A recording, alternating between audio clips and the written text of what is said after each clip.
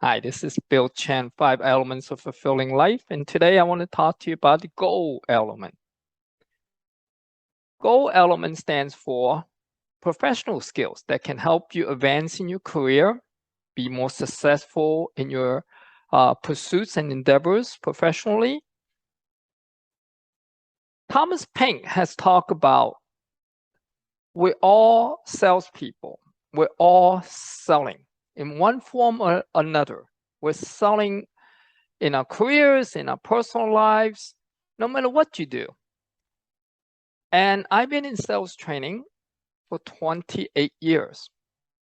I wanted to relate to you a fundamental sales mentality. And this is critical. Every junior, even a junior salesperson, knows this formula, but few can really live with it and practice it. If they do, they'll be very successful in their selling careers.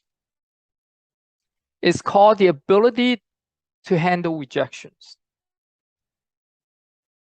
Generally, as humans, we don't like to take rejections. It's in our human nature.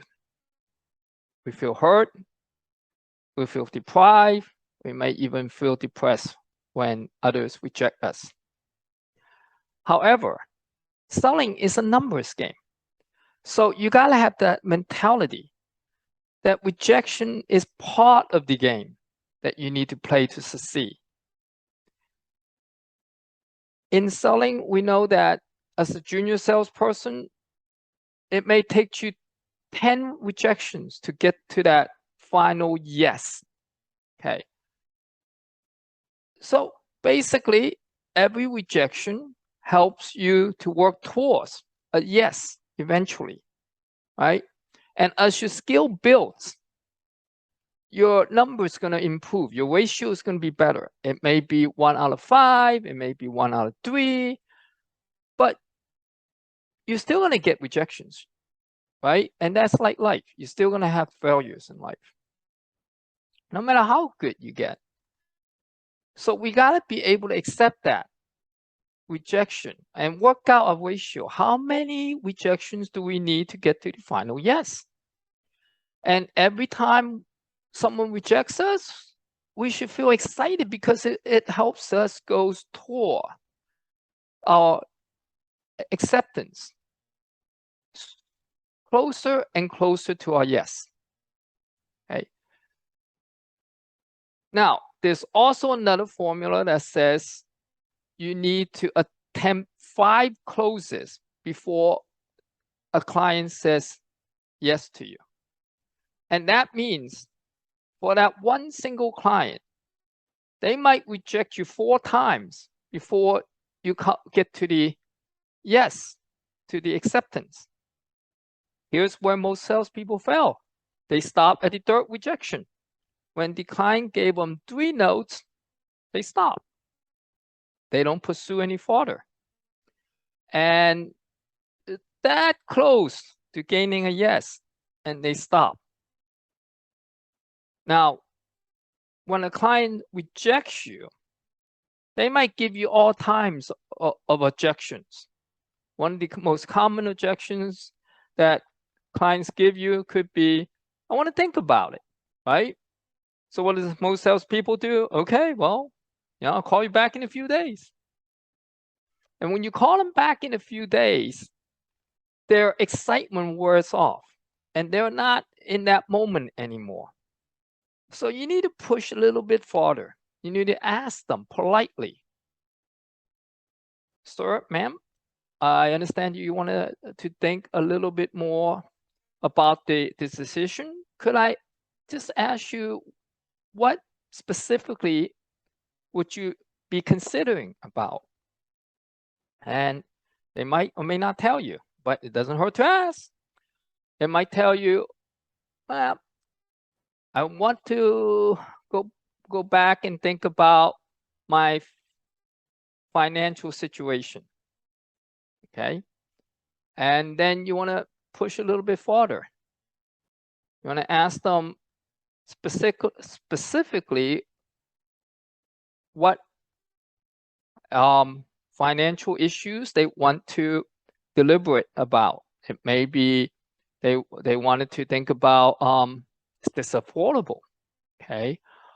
Or they might want to think about the fact that, is this really worth it? Right? Is there value exceeding price? So the person may tell you, I'm deliberating about, I don't know if there's a better price somewhere else. So you wanted to go over some of the benefits that you accrue and why you're unique and differentiated from everything else that they're thinking about, and why you're the best value for money for their consideration. And you're the best investment for them, right? So you might want to go over some of these ones that you guys have agreed on previously, all right, during your presentation or your questioning process. And then they might still give you a no. They might still say, well, I wanted to check with somebody else before I make that final decision. And then you need to find out, hey, who do you need to talk to? How much decision power the other person has. Now, they might, in a corporate situation, not be the decision maker. You might need to find out that as soon as possible. And when you get to this point of closing, if they tell you, hey, look, I don't have the power to make that decision, I need to talk to my CFO or CEO about it, then you might want to ask them, is it possible for us to set up an appointment with the CEO or the CFO to understand their specific concerns, and we might be able to talk to them about exactly how we can add value to their investment, right? Now, if it's their wife, you might want to set an appointment with the wife as well to talk about the investment opportunity. You want to be in front of the other person, the decision maker, with or without them coming along with you. Best scenario, they could come with you. Then it's a joint effort to convince the other party. But you don't want to just to give them a brochure and leave it up to them to talk to that person, because they don't know your products as good as you do, right? They might misrepresent you. The other person might give them some objections they couldn't handle, and they come back to you and say, well, my boss says no. My wife didn't want to go with it. And you don't even know the bottom reason. You need to go to the decision maker and really understand their concerns. Help them to see how you can add benefit to their situation, and you're the best solution for their problem. Then, lastly, they could be saying that, well, you know, it all sounds really good, and I am the decision maker after all, but I don't know if I have the time to do your consultation or to work out a commitment to change. Then you want to go back over all the benefits of your services for them. What problems that they were confronted initially, how devastating if they don't make that change, and the pains that they are suffering right now without having that benefit of your services. So you need to review with them again, because people forget, right? So at the very end, now that you have 1, 2, 3, 4 objections handled, now you come to the final close. If all these sounds good with you, then all we need to do is commit to moving ahead with the decision. Would next week or next month starting our program be better for you? Use alternative close. Or, hey, when would you like to take advantage of the benefits that our company provides you? Okay, assumption close, right? Use one of the closing techniques, then shut up. Let them make the final decision. Give them pressure at this point to say yes to you.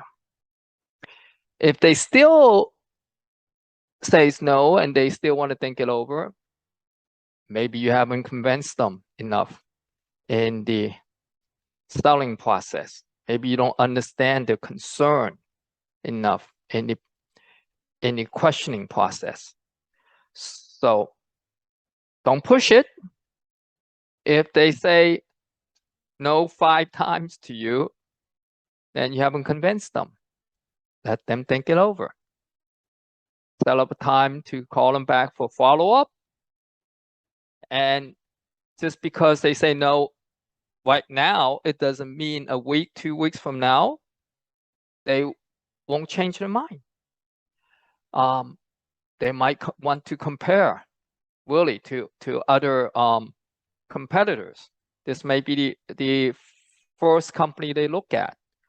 So they wanted to be sure that you are the right fit for them. Well, let them think it over, then come back to them. You don't want to be that pushy, pesky salesman, right? Be open with them, be authentic. At the same time, you need to help them make a decision. Remember, this is a numbers game. There's no way you're going to close every client that comes across you. You're going to close at your ratio. Remember, whether it's 1 out of 3 or 1 out of 10, you're going to get your yes sooner or later, right? Every no gets you closer to that yes. Remember, sales is a numbers game, and every time you get a rejection is an opportunity for you to practice your skills and get better at your game. Thank you.